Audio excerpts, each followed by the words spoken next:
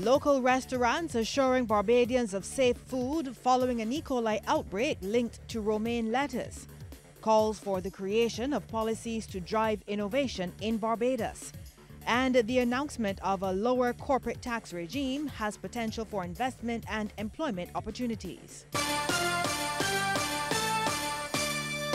Credible, balanced, committed. This is the CBC Evening News. Good afternoon. Good evening, I beg your pardon. I'm Lisa Broom with the CBC Evening News.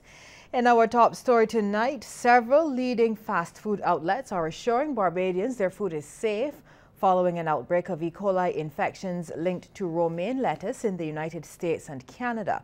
Lisa Lord has those details.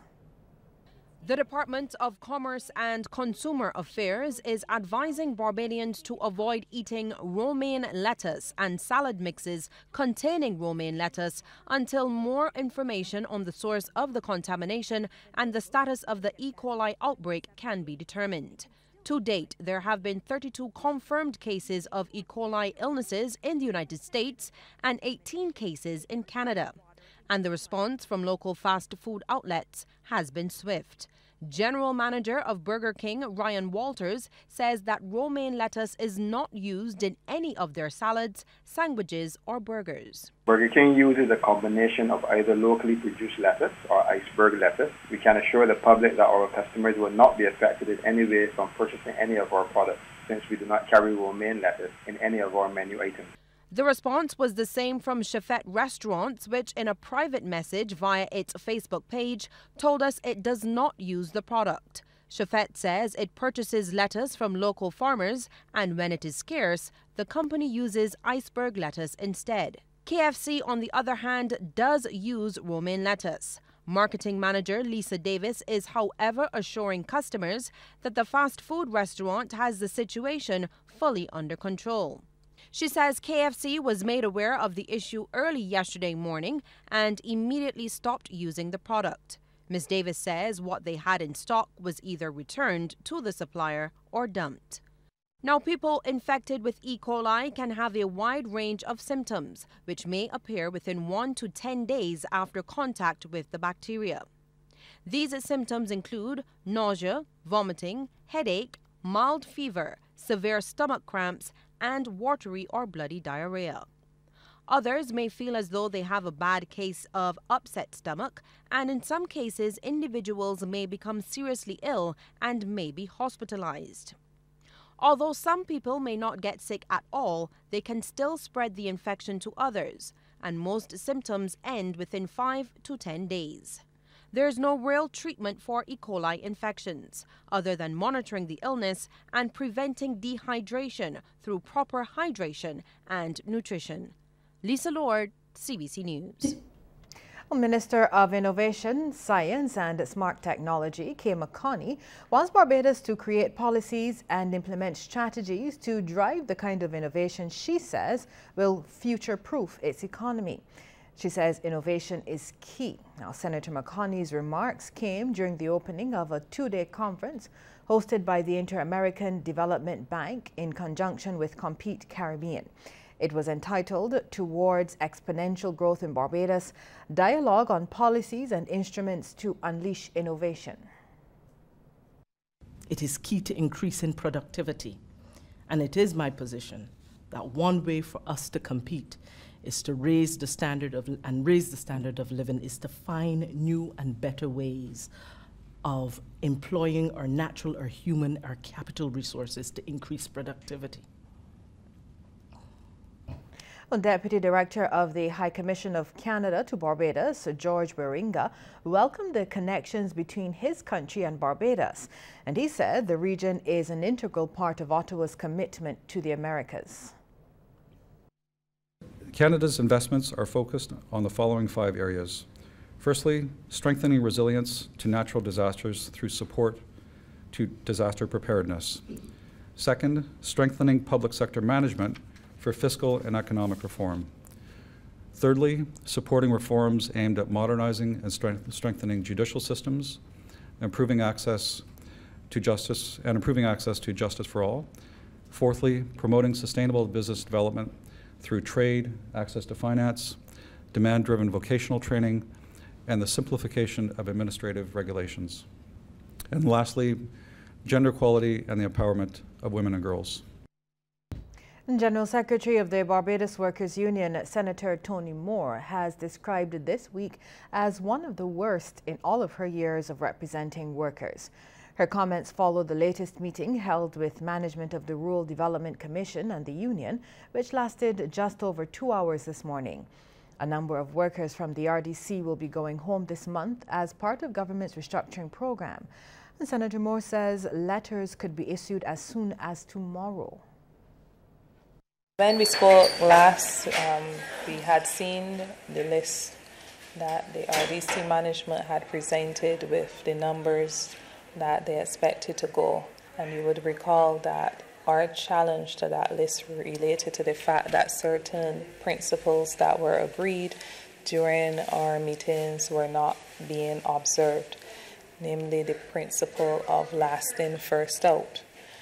So at our meeting earlier this morning with the management, we reviewed the union's challenge, and at the conclusion of that meeting, the positions of the principle that the union honored were observed.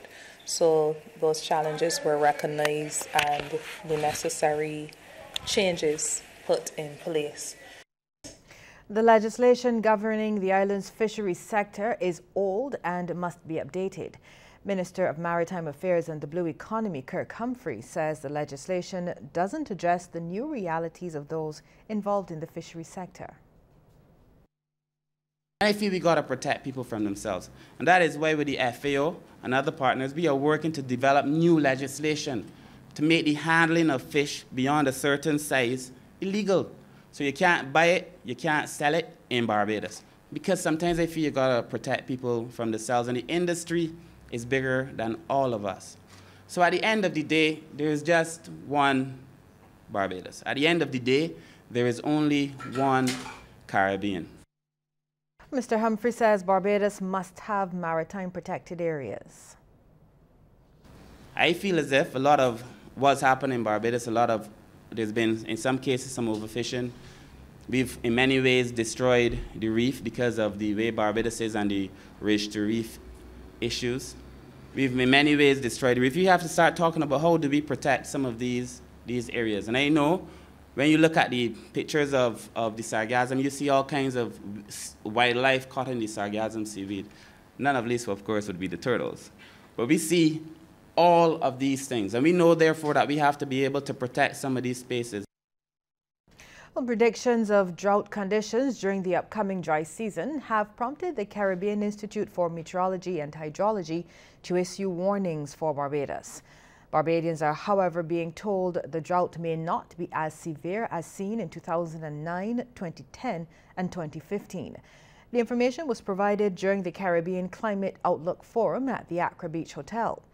Drought warnings and watches will be in place for several other islands in the Caribbean come 2019 as well.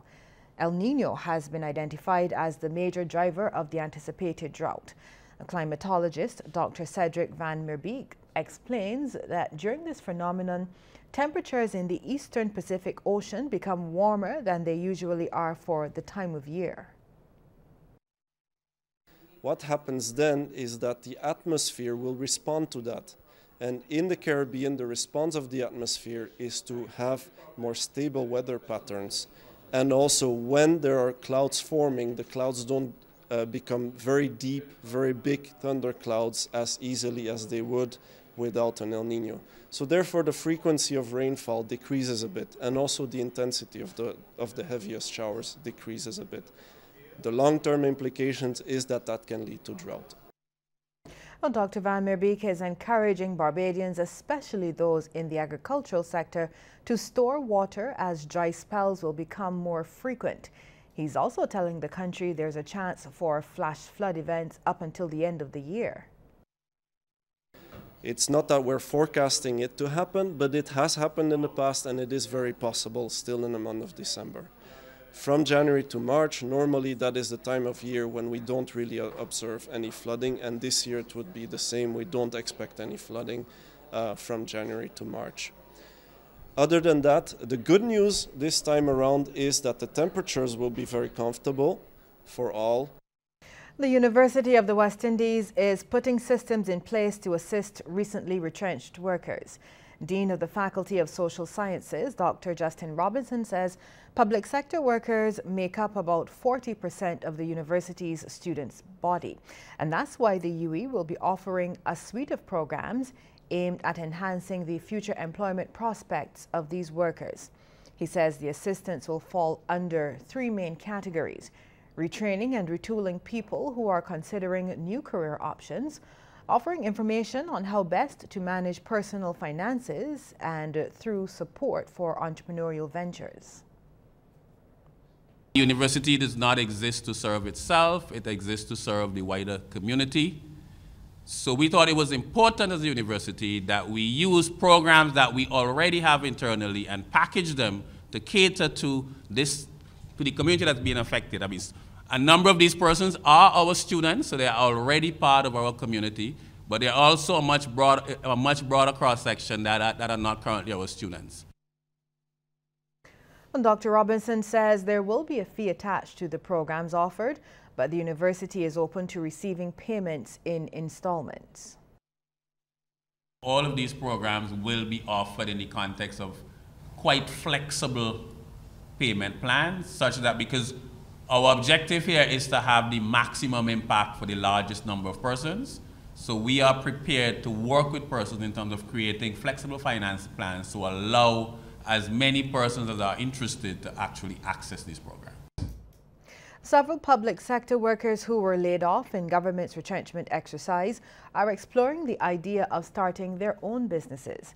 Head of the Department of Management Studies at the University of the West Indies, Dr. Dion Greenidge, says half of the people who attended a recent entrepreneurial clinic hosted by the university were retrenched workers.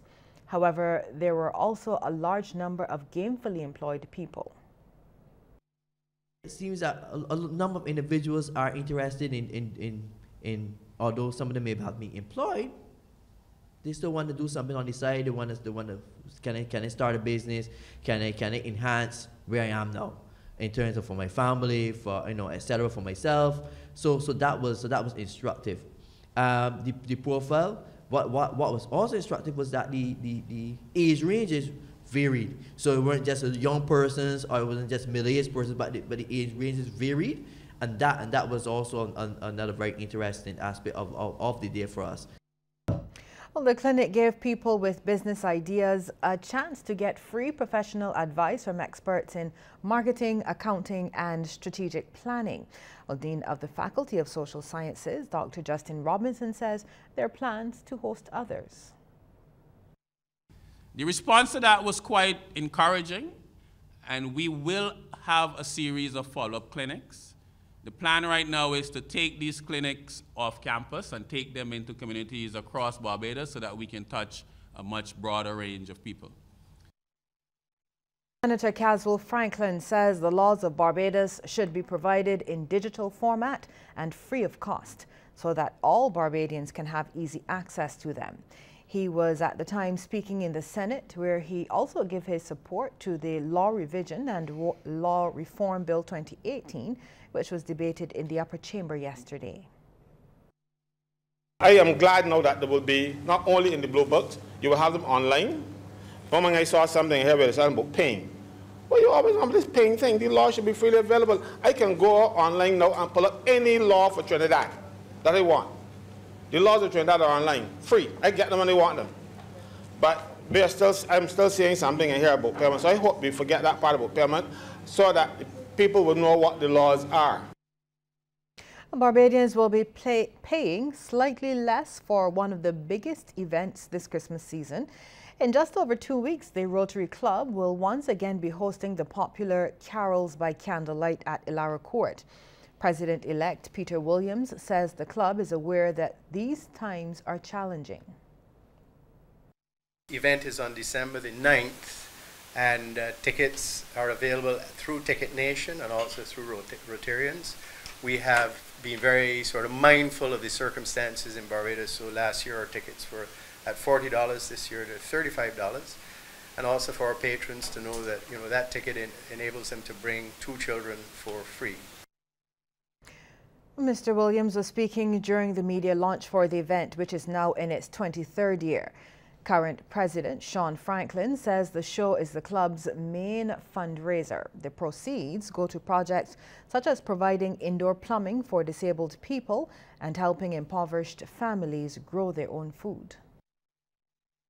You can rest assured, as I said, every single cent from Carols by Candlelight is spent back in the community, and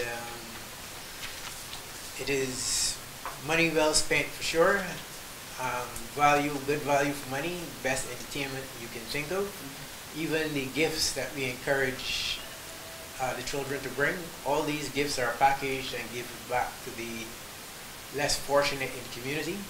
So it is helping to spread the Christmas spirit, and it helps to spread the community spirit long after Christmas is gone. Performers at this year's show will once again be giving their services for free. This year's lineup includes John Yard, Blood, Trinity and Corrine Clark, and the Darrell Jordan Steel Orchestra.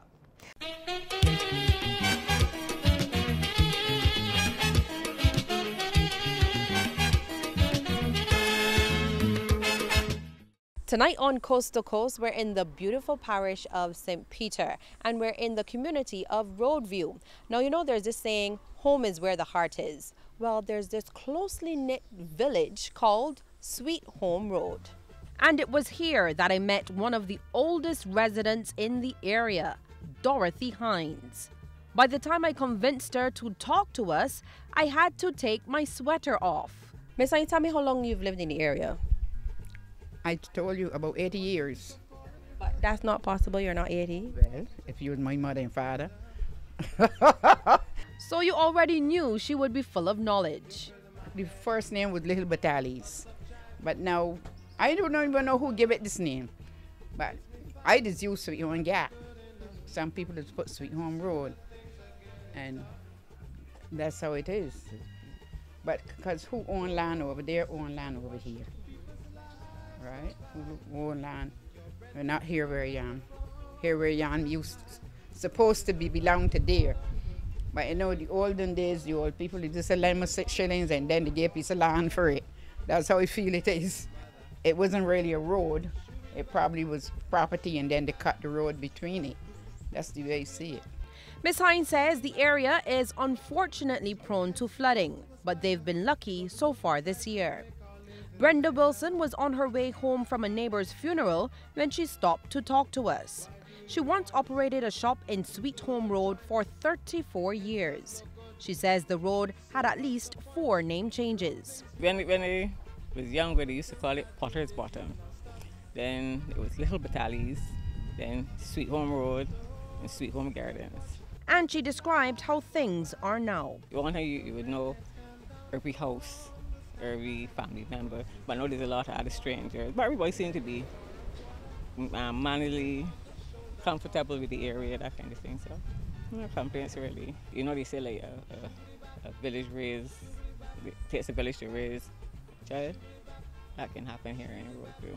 And while the area has seen some level of development, Ms. Wilson would like to see at least one thing done. I would love to see the road done, both this gap and the main road in front of my house, because it's falling into potholes, and then the cars try to come through slow that they can manage it, but if anybody comes through hard, it shimmies the vehicle towards you if you're walking the road. It's getting a bit scary. From Sweet Home Road, we went just next door to the other gap, Symmetry Lane. Now, it's not hard to see how the community got its name. After all, the St. Peter's Cemetery is sandwiched in the middle of the district. When we got there, a big wake was underway at Hines Bar. The patrons had just left the same funeral as Miss Wilson from Sweet Home Road. Proprietor Andre Hines grew up in the area and says business has been relatively good, and no one seems to be bothered by the graveyard. We normally would facilitate any kind of parties, wakes, and anything people want to have. Did you find it weird that, people live so close to a graveyard? No, not necessarily. You got to live somewhere, and, being close to the cemetery is not no problem. Oriel Burnett has lived in the area since 1947 and says they have heard their fair share of stories. How the deputies get up at night and run you, and if you pass there by the cemetery and it's too late when the night comes, how the deputies get in and run you back down the road, all them sort of foolish stories that nobody don't think about now. But he did admit that as children, sometimes they were scared. To be quite honest with you, see, we never be frightened to pass up here, although the cemetery wall is there, but you should be frightened to pass that way, coming from Spikestown.